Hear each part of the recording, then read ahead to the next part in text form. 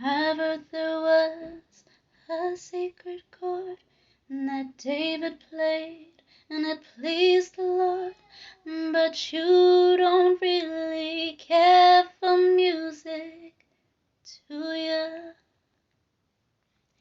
It goes like this: the fourth, the fifth, the minor fall, the major lift, the baffled king composing hallelujah, hallelujah,